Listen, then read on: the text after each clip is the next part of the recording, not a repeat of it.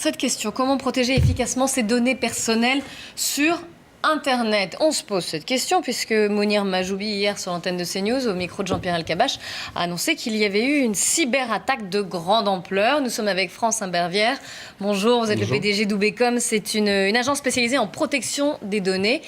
Et déjà, expliquez-nous, que s'est-il passé? Est-ce qu'il y a eu cyberattaque ou tentative de cyberattaque? On en est où? Alors, vraisemblablement, selon les derniers communiqués de l'ICANN et de la communauté du white hacking, donc des gentils hackers, l'ICANN aurait reçu des tentatives d'attaque. L'ICANN, précisez-nous, parce qu'on n'est pas tous des spécialistes d'Internet. Hein. L'ICANN, c'est un annuaire américain qui régit l'attribution des noms de domaine face à un numéro Internet. Et quand vous allez sur le site de CNews, vous ne tapez pas 10.3.2.1, vous tapez cnews.fr. Bon, ce sont les pages jaunes de l'Internet. Exactement. Hein. C'est votre répertoire téléphonique en fait, qui vous permet d'associer un numéro à un nom et on retient le nom et pas le numéro. Le but de cette attaque, c'était de changer les attributions de numéros et de noms. Et donc, du coup, en tapant cnews.fr, on pouvait tomber sur BFM TV, par exemple. C'est un peu le principe de la stratégie qui était en place. L'ICANN avait déployé, il y a déjà quelque temps, une technologie qui permettait aux détenteurs d'Internet, de sites Internet et de noms de domaine, de verrouiller, de protéger leurs accès.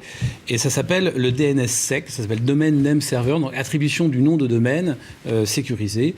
Et elle a réitéré cette demande auprès des détenteurs d'un site Internet pour que cette fonction soit activée en vue de les protéger. Voilà le principe de l'attaque qui a été identifié le 23 février. Est-ce qu'il y a une crainte pour la protection des données personnelles, nos adresses mail, nos numéros de téléphone, nos adresses? Alors oui, à deux titres. Le premier, c'est pour les détenteurs de sites Internet qui s'enregistrent avec nom, prénom, adresse, numéro de téléphone, qui sont des données généralement à jour. Dans la plupart des cas, on demande à être masqué pour ne pas être identifié derrière le propriétaire du nom de domaine. Mais là, cette liste peut être révélée au public. Et puis surtout, lorsqu'on est sur des sites marchands, à cause de cette attribution de la mauvaise adresse, on peut créer un mauvais site Internet de e-commerce, par exemple, et on croit aller sur un site marchand.